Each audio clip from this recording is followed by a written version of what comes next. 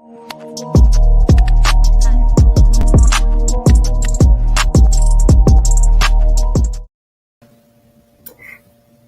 everyone, Jedi Mike 7 is back. We are back. So make sure that I have everything going good. See, camera's good. Camera good's here. Let's go. All right, let's see, my mic is good. All right, guys, this has been a long-awaited live stream. Sorry, apologize for the long wait I've been having the past couple of weeks. I just been, hi, Miss Organic Black. Good to see you again. Good to see you again. Yeah, I just basically been I've basically just been really extremely busy with school and work now. I got like 3 jobs and got promoted recently, so I'm going to be consistently my schedule is going to be changing shiftly. So I'm sorry I didn't have the consistent schedule I had starting out with the channel and everything, but more things are coming. But this has been a long-awaited thing. So basically, the point of this live stream I'm doing today is talking about based off the film Good Will Hunting, and it's basically saying that that one of the infamous scenes of this film is talking about, it's not your fault, but, and I think the point I wanted to make was talking about how it's not your fault, but it's your responsibility. So, but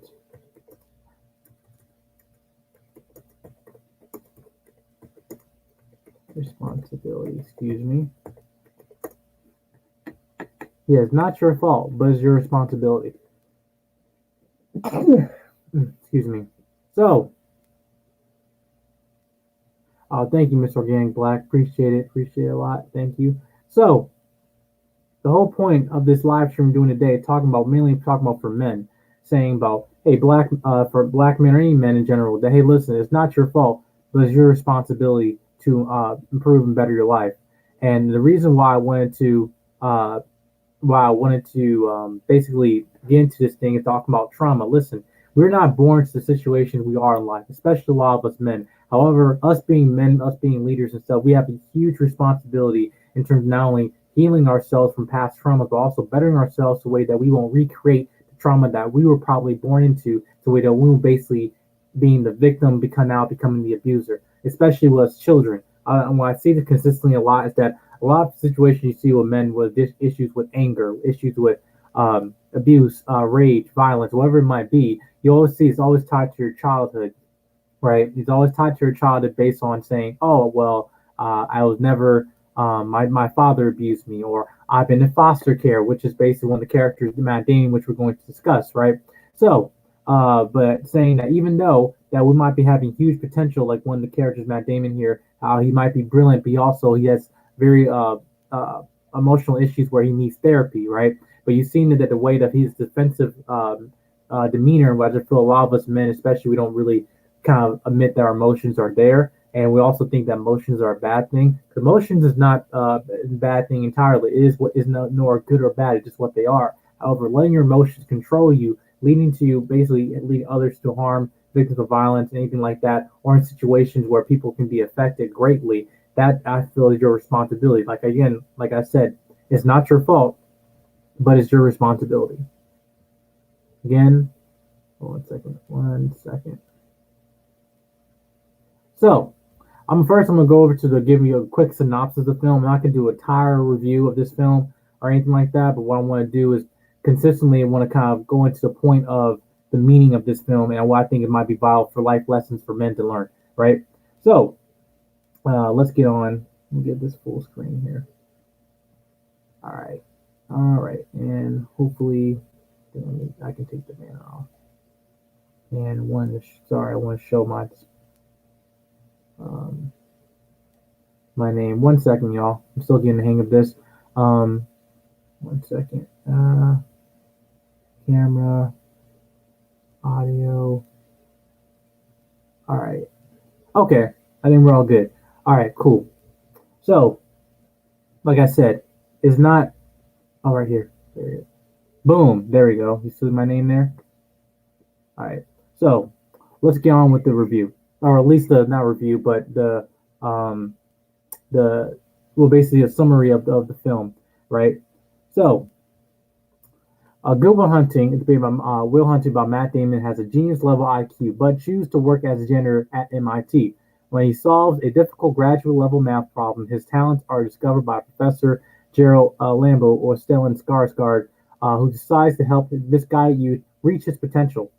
When Will is arrested for attacking a police officer, Professor Lambeau makes a deal to get Leon's leniency for him to help basically go through treatment there for therapy in a way for him to basically better himself and hopefully reach his full potential. Which the therapist who meets is Sean Maguire, which is played by Robin Williams. Now, why I asked that, why this is so significant, right? So you see this film mainly based off of um, two main characters here, right? Um, because like one of the things that I consistently see here is that with Matt Damon, his character, one thing he is that he's basically born out of trauma, born out of abuse and stuff like that, right?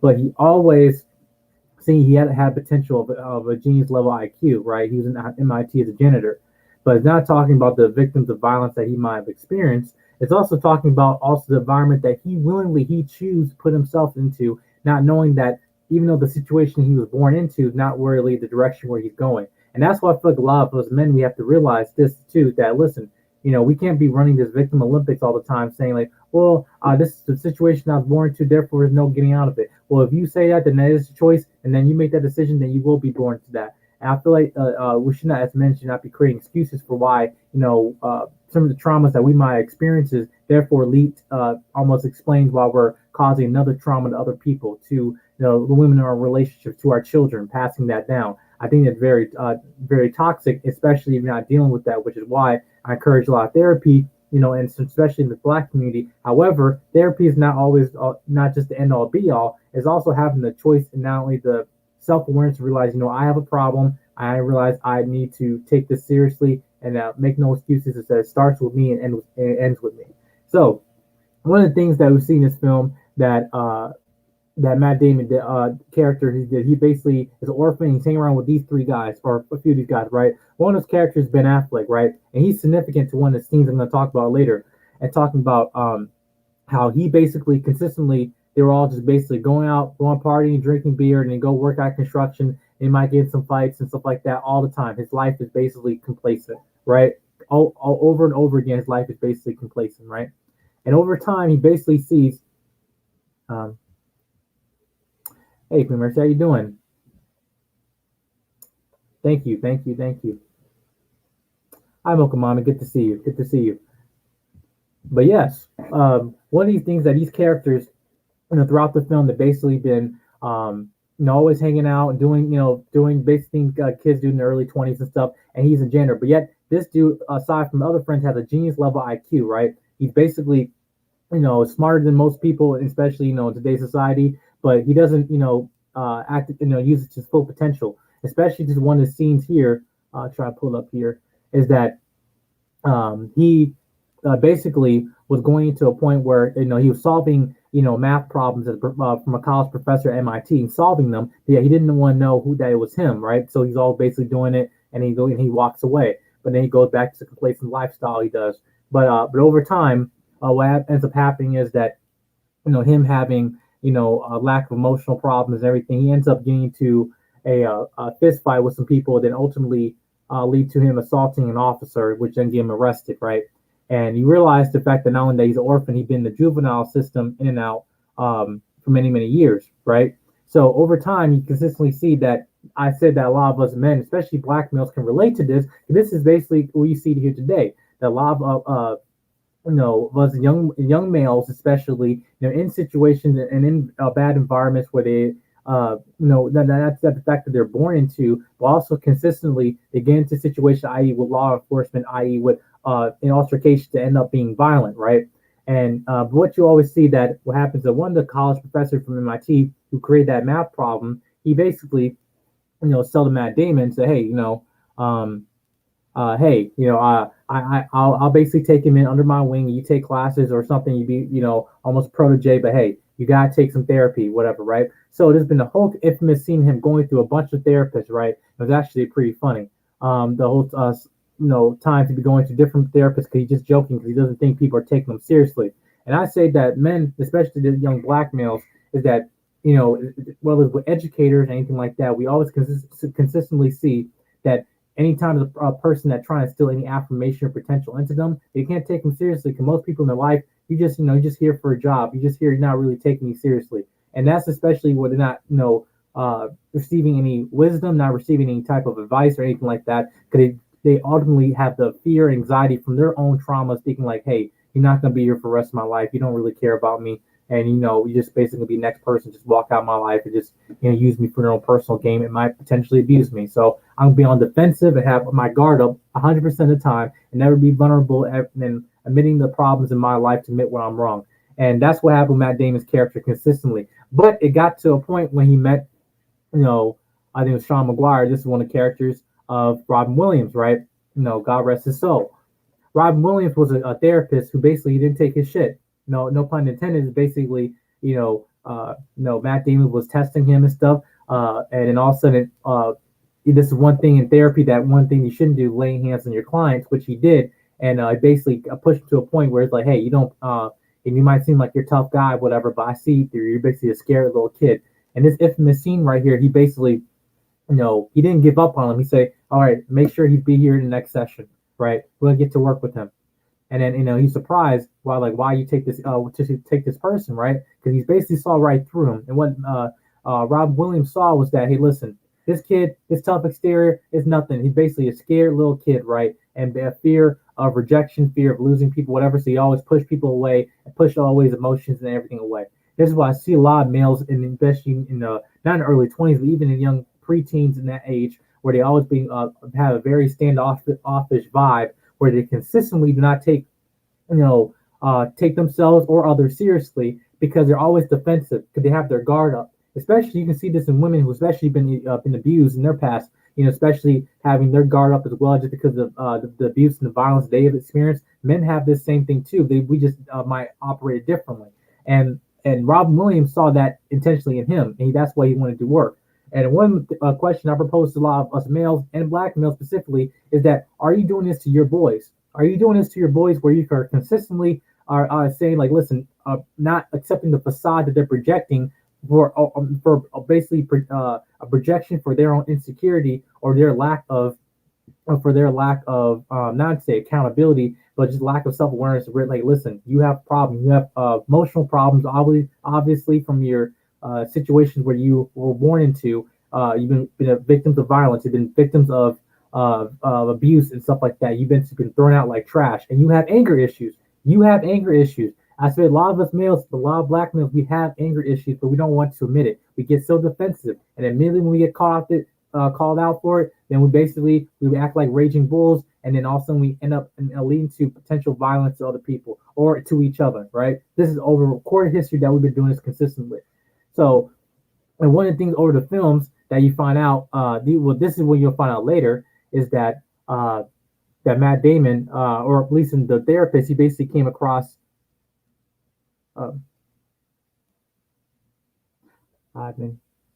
Yep. Thank you. Thank you. Good to see you all in the chat. Thank you guys for participating. I appreciate it for coming. But basically, what you find out, there's an actual scene. I'm trying to find the abuse.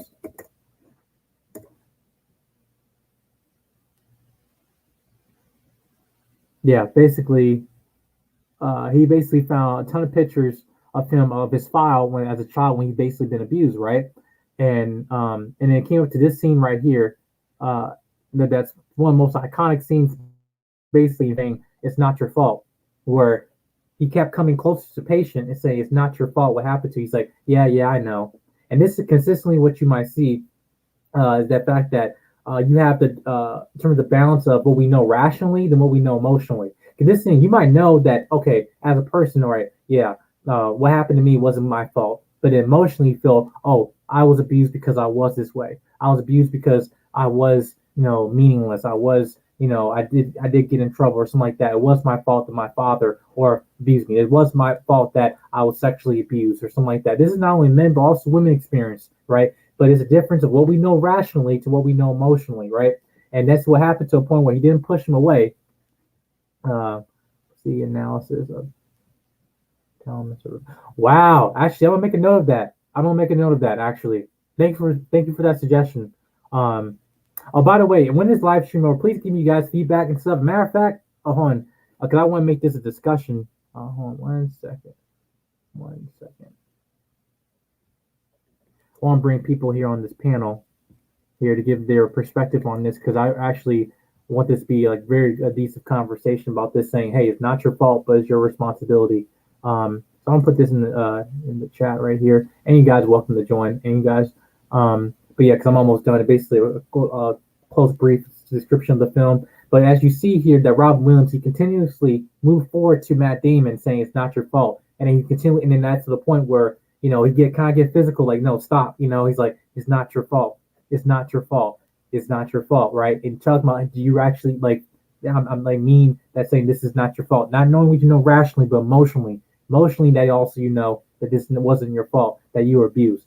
And that's when he started breaking down to the exterior, and then let his guard down in the point where he's actually 100% vulnerable, right? And then let him in.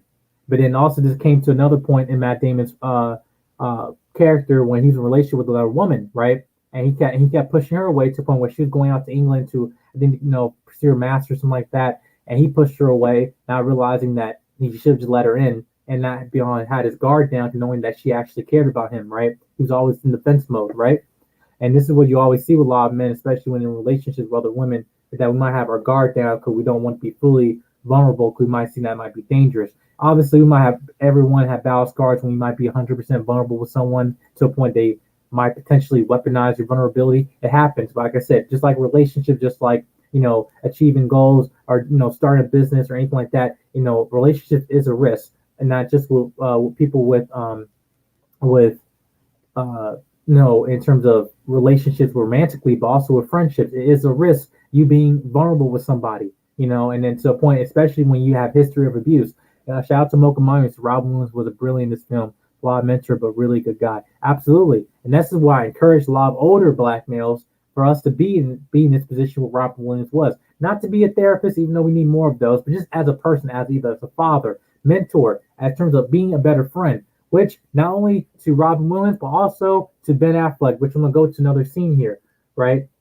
There's another thing that I'm talking about what Ben Affleck did. So, and by the way, Ben Affleck and Matt Damon, they both write the screenplay in this in the early 20s. They both got Academy Awards for this, and obviously well deserved. There's one infamous scene that they were with, right, where after the girlfriend left, and they're all at their job working at construction, and they basically Ben Affleck was talking about, hey, where's the girl? Oh yeah, she left, right? And it's like, so what are you gonna do the rest of your life? He's like, I'm just gonna basically be this scene right here. This scene right here.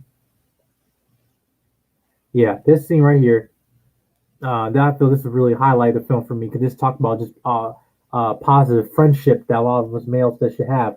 Ben Affleck basically told him, say, so you're basically gonna live the rest of your life like this, where you're gonna be doing construction, all this stuff right now. It's like, hey, listen, if you here for another day, here for the next 10 years, I'm gonna kill you. I'm not. I mean that. I'm gonna kill you. He's like, what are you talking about, dude? Like, dude, you have something here.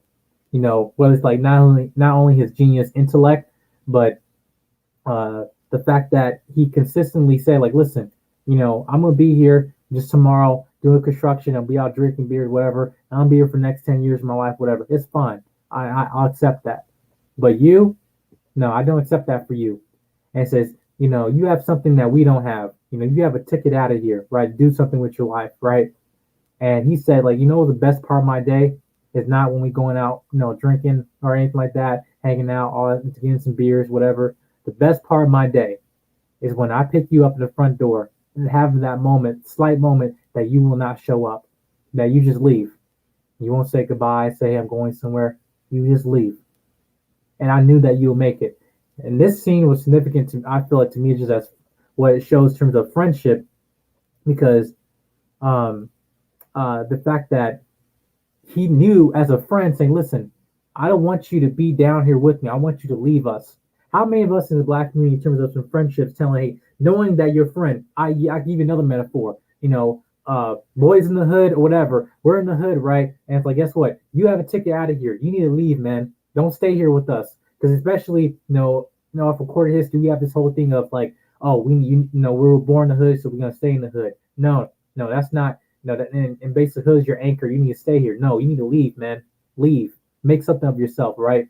And consistently, what I said what Ben Affleck did here show what actual friendship is. Not knowing that he wasn't relying on him to be there, because there are some people that be toxic environments into your life, especially as a friend. Knowing your potential, but yet they're scared of it. So therefore, they're gonna keep you in bondage and level head you the way that they won't let you leave. The way that they need you to anchor them for their own ego, for their own security, whatever like that. Not knowing that as a friend, we should be uplifting each other, not holding people down because we just want to have our own either narcissistic or basically I'll say selfish tendencies where like, well, I want my friend, I want him to go. No, if you love him so much or her, you will let her go. You will let him go. Basically pursue his potential so he can be, be who he's meant to be. And instead of saying, "Hell, well, we've been friends for 5, 10, 15 years, and now you're gonna leave me." No, you're a traitor. You're a traitor to the hood if you leave us, even though you have high SAT scores, even though you're top of our class, but yet you're in the hood. You need to stay here. And guess what? If you leave, you come back, and you're a traitor. You're a traitor. No, that's what Ben Affleck did. Say, dude, if you stay here for another day, you stay here for another 10 years here, dude, I'm gonna kill you, and I mean that. And that's what I'm saying. That's powerful. How many men, especially in terms of black men, we do this relationship with each other, especially in victims abuse. He knew what Matt Damon went through. He's one of his oldest friends, right? Even in real life, right? But consistently, he said, "I knew where you were born into, but I know where you need to be going. You not should be staying here. This is a choice. I'm asking you to make the choice where you're going to stay here for the rest of your life or pursue your full potential." Being a genius intellect that Matt Damon character was, pursuing an MIT, basically what he can do to be a servant to society, but also me going off to that lady that he was having his guard up to, being vulnerable with someone that he can potentially have a romantic relationship and actually live and have a happy life. And that's basically what Robin Williams was talking about, have not living a life of regret, not living a life of regret, and actually living a life full of abundance.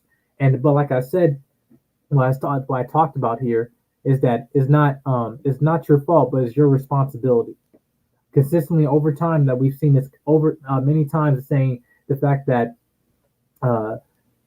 that as us as black men, that we don't do enough necessary work to know. Hey, listen, not to say we're playing this victim Olympics, because some of us are, but saying that, listen, even myself, like my past, I didn't say I had the best lifestyle growing up. Not talking like physically, mentally, spiritually, the whole nine, right? But at the same time, I knew what my circumstances was, but I didn't let that define me. I also making sure that I did necessary work to build myself to be where I am today, but also know where I am today is not where I'm going to be 10 years from now. I'm thinking ahead of time, but also being present or doing the necessary work I need to.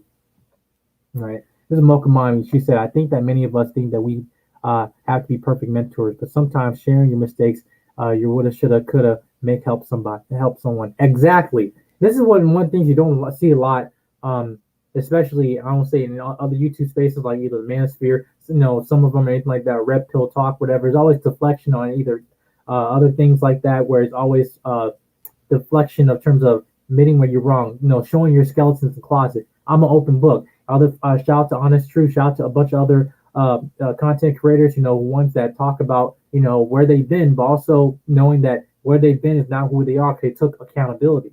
So that's what I agree with you, Welcome on me there. We're not to be perfect. No one is perfect, obviously, but consistently over time, we don't see necessary work of either the fear of what happened when we're fully vulnerable to somebody. Especially Robin Williams, he was talking about his dying wife, about the relationship he had, and saying that we consistently over time do not want to be vulnerable and share the things the way that we might benefit from our past transgressions. Especially parents. I say parents is a big factor to this. Because I think that some parents, because of the fear of trauma that they experience, they want to shelter their child in a way to protect them, not tell them of their dirty laundry. Listen, this is where mommy and daddy used to be, and I don't want you to be there. And sometimes, you either have to learn the easy way or the hard way. Either you learn what you're told or you learn what you experience.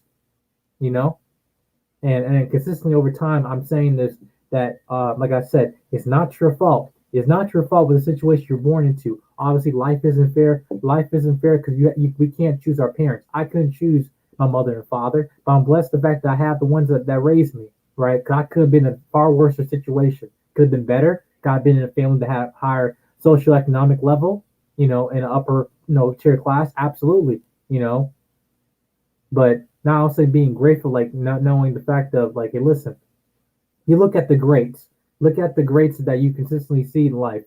You never see, we always know their accomplishments, right?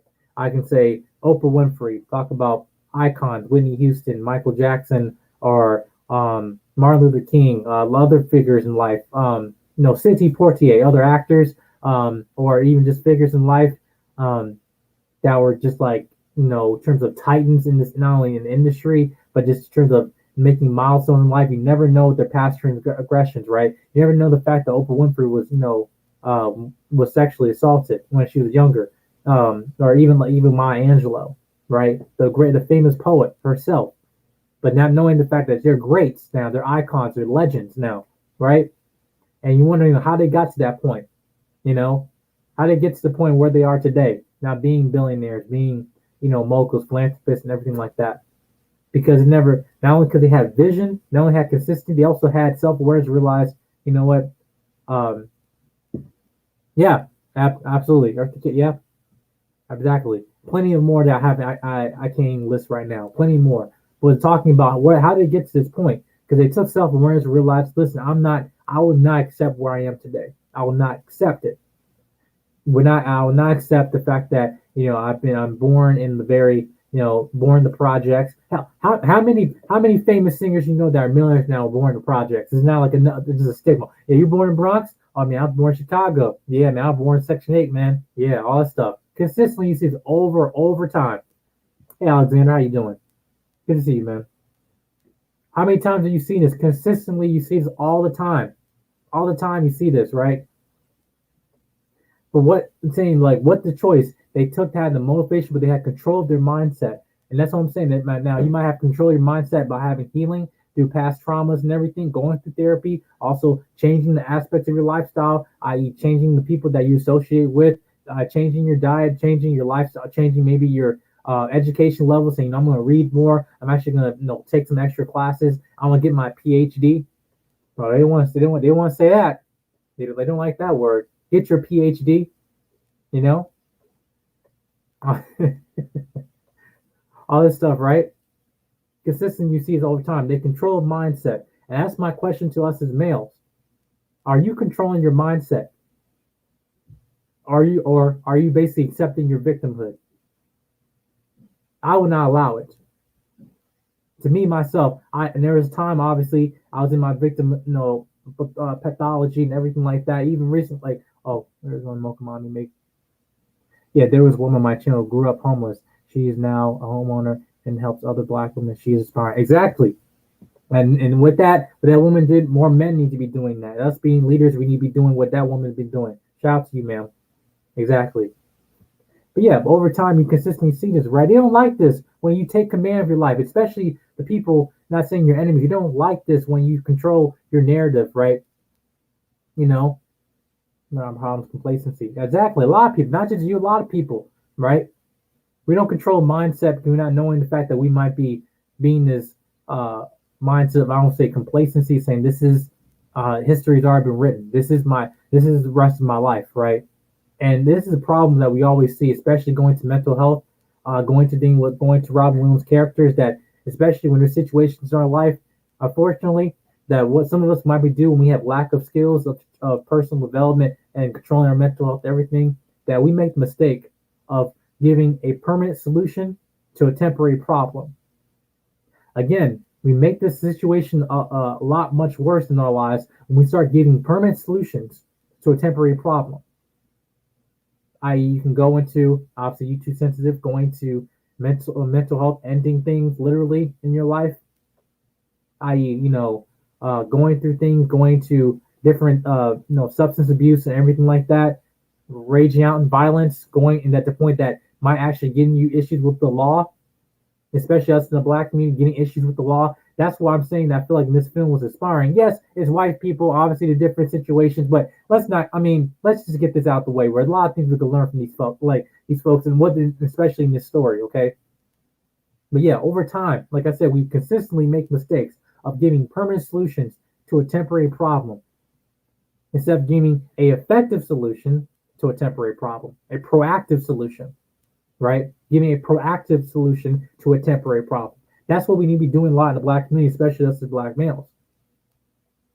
For example, if you realize that, okay, I might have had a drug abuse system issues in my family. Okay, I'm gonna take command of that. Pursue my education, pursue my degree, so I'm gonna get out to a way that I can afford. Actually, give counseling, give to my family or anything like that. Pay for that, or maybe in the way of being a substance abuse counselor or something like that. So with that, you were born in that situation, that lifestyle, you can help prevent it to other people in your life, right? But instead, some of us, especially, and we don't have the proper training, especially as males, we like to emulate a lot of things. You know, we end up becoming the victims and then eventually becoming the abusers, doing the same thing that happened to us as children.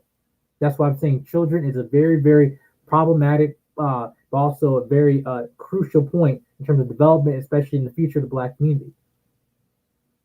Children, you say, the adults are here today taking the accountability. I'm only 22, be 23 actually next month, right? Goodness gracious. But yeah, I'll be 23 next month, right? And realizing in my life that, yeah, I'm blessed in terms of everything that happened in the last few years, but also things that obviously I could have done better, the mistakes I might have made, also situations and groups that I know I willingly put myself into. Not knowing that now, taking full command of my life, to know that history has not been written for me. Like, no, I'm just in the making of my origin story. This is another thing too. How many of you guys think that are you at the end, the end of your life?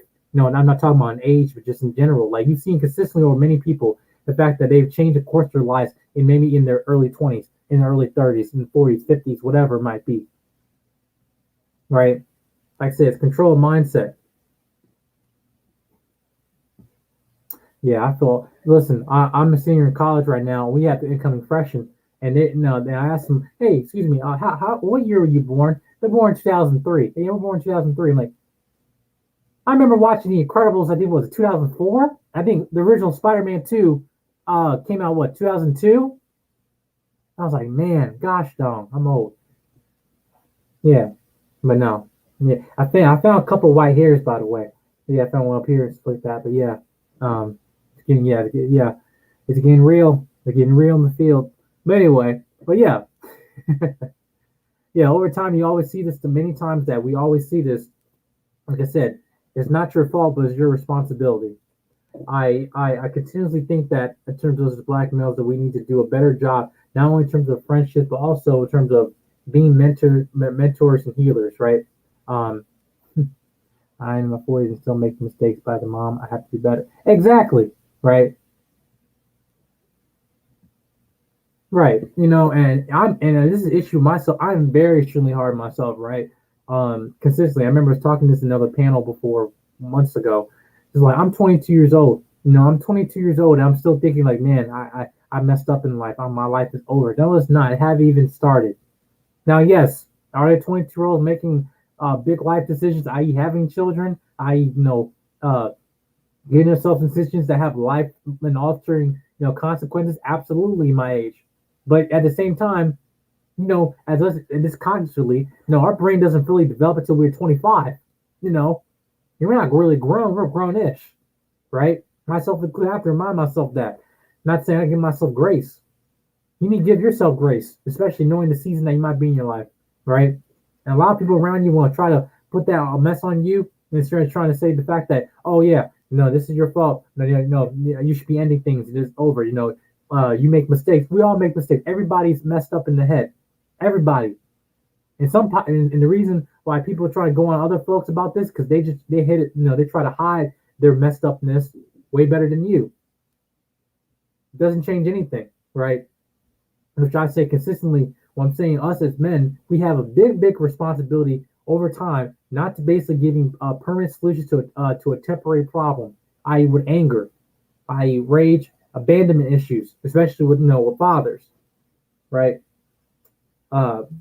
Being emotionally detached in very multiple situations, i.e., romantic relationships, even with children, being detached from responsibility. Also have a mindset of complacency, saying, "Oh, I will still stay in this, in this life, this still regular job, and not I try to achieve more and try either get side hustles or try to brand it so I can try to get to be manager, or probably take these extra classes so I can get this degree so I can go get this job, get in this job so I can get a better lifestyle, with my wife, with my children, everything, so way that we can build our legacy, so we won't be staying the legacy that I was born into. You be the changer of your legacy as people, especially as men being leaders. It starts with you. It starts with you. Do not be. You have to be consistently making sure reminder the fact that life. Obviously, you always hear this saying before. Life is what 80%. No, it's 20% what happens to you and 80% how you respond. Right. But the 20% is crucial because, like I said, we can make that 20 and turn it to a 60, 80 real quick. But I don't accept that. And I don't accept that for you, especially as a male and as a black male. I don't accept that for you. Even to women that are probably watching the stream right now, I don't accept that for you. I don't accept the fact that saying that, you know what? No, you are what happened to you. You were abused, is your fault. Yeah, you should be wearing that outfit that you were wearing or something like that. Stupid mess. Yeah, you were that little kid. Your daddy was right to abuse you. I don't accept that. You're gonna be saying, yeah, you're born a crackhead, by a crackhead mother and stuff like that. No, you choose to be in that situation. I don't accept that. Yeah, we got someone coming in the panel right now. The Mokamami. Hey, Mokamami, how you doing? Hey, Jedi Mike. How you doing? Good. You're doing a really good job on this live stream. Thank you. Good. Thank you. I've been. I love that movie, Good Will Hunting. Mm-hmm. Yeah, I've been trying to do this stream I think a few weeks ago and stuff. I've just been really busy with my job and school and stuff like that. So I've been trying to have a consistent schedule. So I apologize to y'all. I just haven't been consistent. I've been trying to find a actual schedule that I'll sort of try to push more content. This is a very important issue to me. Yeah. No, I think you're doing great with your channel. I mean, I talk about your channel a lot. I think you helped me a lot with my kids because they're really into Marvel Universe. And I'm like, what? Who are you talking about? Thank goodness. You kind of had the cheat codes. Thank you. Thank you. Yeah, especially the Loki, because that was hard to understand because it was like a time loop, right? It wasn't chronological order. So great. Yeah. I'm grateful for that. Yeah. I got some stuff I had to do because I had to do a review for Candyman and also Shang-Chi, which very, very good movie. You guys need to see that. But yeah, I had to do. They have an anime series coming out or that's doing right now called What If, and stuff. So I'm trying to do that. Trying to quickly review all those stuff like that. But but what are your thoughts of the topic? I think I loved that movie back in the 90s, but I think the older I get, the more I can relate to Robin Williams' character in that movie, the psychologist, because it's you want what's best for this next generation coming up, but you're so afraid of all that you've been through.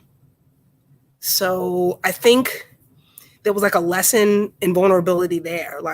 He kind of had to accept responsibility for the pain that he was carrying before he could actually help Matt Damon's character. And also to I could relate to Matt Damon. I mean, I know I had done a series of STEM panels because I feel when girls are good at math, especially Black girls are good at math, it is a very isolating feeling. Yes. It's kind of isolating. And the fact that we were able to come together and talk about it, what it was being the nerdy Black girl. I mean, I think Issa Rae kind of kicked the door down for that conversation. But absolutely, yeah. She did. And they're gonna do that soon in Marvel, because not only they're currently shooting Black Panther: Wakanda Forever right now with Letitia and the lady that plays Okoye. She's also in Walking Dead. But also they got another character they're putting in called Ironheart, Riri Williams, and she's a Black woman. She's in college, and basically she creates her own Iron Man suit, right? And she basically becomes a hero called Ironheart. And she's gonna be in Black Panther, the sequel. But she's a college student, and she's basically engineering student and stuff like that. Which And obviously, just with new characters like that, they always get a ton of backlash and stuff. But I'm very excited with the might do her character and just seeing that type of representation, just of that the side of black women that I know and stuff like that. But a lot of the media obviously don't know, have not basically been portraying. Yeah. Right, exactly. I remember growing up, like how important like Mae Jemison was, like, you know, like the first black woman in space. I was like, wow. And then just to see so many young black women who actually like men, and we didn't even have like, we didn't know as much about, I didn't know as much about other fields, other STEM fields that were open. So I automatically went into nursing and care because I thought that's what black good at math did. And then when I started channel and these women who were like in applied technology, robotics engineering, civil engineering started writing in, I was like, you can your story because I don't think a lot of us know about this. And I had to admit, like, this is something I don't know. This is something that I can't guide you through. But just be humble enough to let this 19-year girl who was like a mechanical engineer in the aerospace industry, who's interning in the industry, maybe she might need to have the platform more because it's something I don't know about. You know, I didn't know, like, yeah, like, you know, and it's okay to not know. Like, it's okay to not know. Exactly. And it's okay. Yeah, it's okay to let these 9-year-olds who are better at computers than you to say, this is what I did and this is how I did it. It's like, it's okay to not know.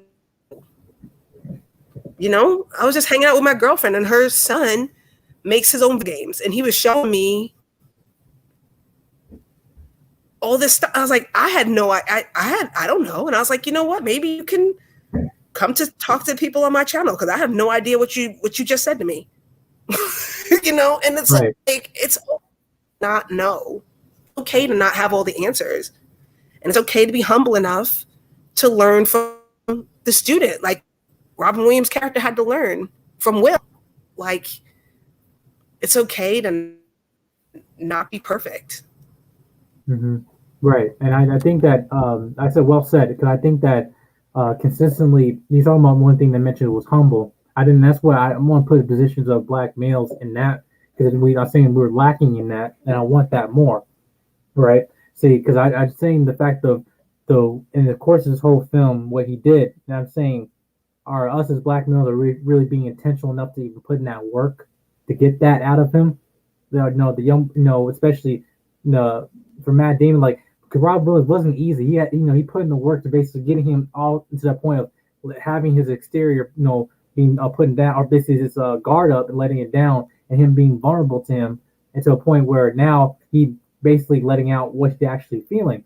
But it takes time. It's almost just like you, when you mining and stuff like that. It takes time to get in there, right? And that's what I'm saying with us as males. My question posed to you is that, do you think a lot of black males are even equipped to be even putting that work, or even willing to putting that work to get that out of the, either their children or the people that they're supposed to be leading?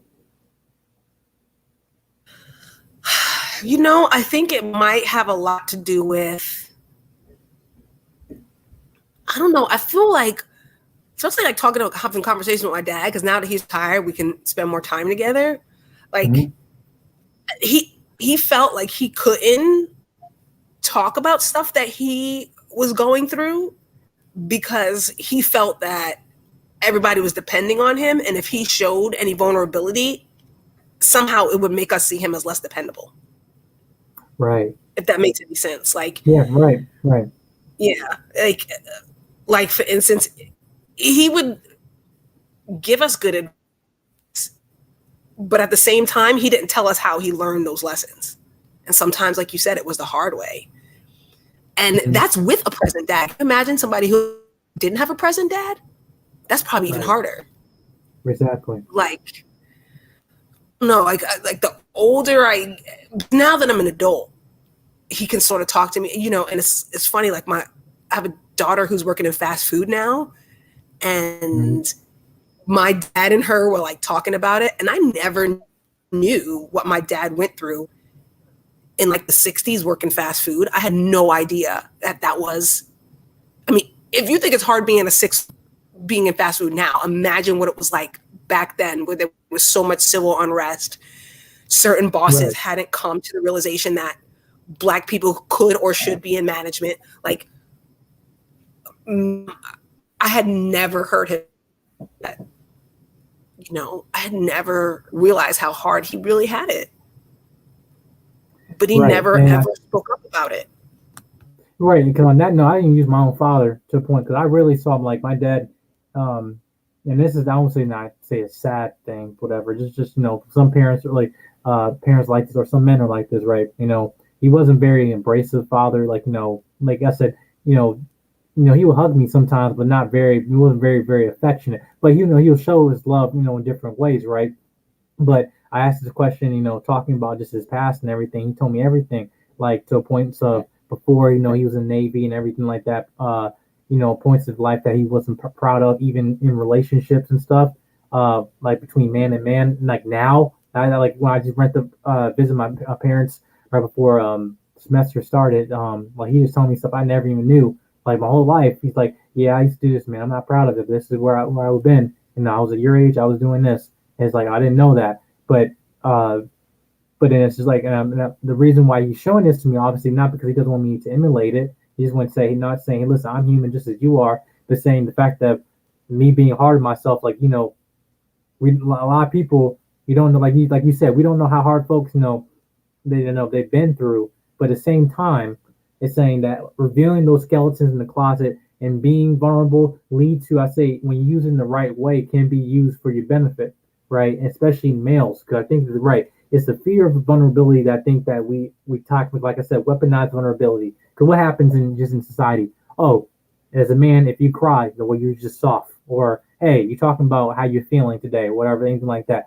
Man, no, you're being soft. You're being weak or whatever. You're being emotional or something like that.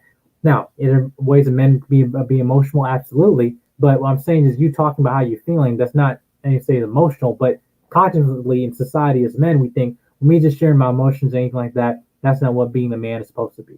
But yet, inherently, what happened? What caused that? You might get that action, but what's the effect of it? Well, the effect of it, just as a balloon, I guess, when it fills with a lot of pressure and air, and eventually it's not going to be released, then it's going to pop. Same thing with men. The fact of, I think I missed some of mommy dropped off. Oh, got you. All right, Mocha Mommy. Yeah, no, she had a lot pop off. But yeah, basically talking about how she, consistently said that over time that that if you don't release this pressure as a man, whatever, then you will explode. So that's why I think that consistently, as men, we have to do a better job of saying that, like I said, it's not your fault, but your responsibility to basically deal with that trauma out of you and get it out of you and able to heal. So a way that you won't create other trauma in other people, and also you won't able to explode in terms of holding all your vulnerability to a point where you have not any sense of release at all, to actually be an effective way and actually being an actual asset to somebody in your life, to anyone, to someone in a relationship, or into society, or into especially to your children, instead of being a liability, right? But I'm going to conclude. This live stream hasn't been that long, but I'll be doing more coming soon. I'm gonna have some videos and be dropping up soon, some reviews. But again, I just want to say thank you guys for showing up for this live stream. I really appreciate it. Again, I apologize for I just haven't been inconsistent in terms of making these live streams and stuff, because I've just been very, very busy. But I just want to make sure that I will be back, and I will be a set schedule where I will reveal to you guys shortly. And I'm going to explain just in terms of everything that I'm going to be having consistently, where I want to try to have a live stream at least once a week, not personally, just in terms of, even when it's not going to be based off a movie, just having people on the panel to discuss a topic or issue, whatever, that I might feel that might be beneficial for males, and find more directive in terms of being able to have more education for them to receive. And thanks, man. Thanks, man. I really appreciate it. Thank Queen Mercy. And thank you for text earlier. Appreciate it though. But yeah, I'm gonna be hopping off real soon, and I just want to say thank you guys. Make sure that you hit the subscribe button. To people, you are new viewers, make sure you hit the like button, subscribe, and share. Let me know what you think about this live stream. Also, any terms of other suggestions and films that you might think I might want to do, in terms that might be beneficial for males, so they can become the best version of themselves as I work to become the best version of myself, right? In any way so we can actually have progressive things for that that hopefully they can learn from. Please let me know any feedback on any constructive criticism. I really welcome it. So again, my name is Jedi Mike 7. Make sure you hit the subscribe button, comment, like, and share. Until next time, I'm Jedi Mike. Until next time, God bless you. Bye-bye.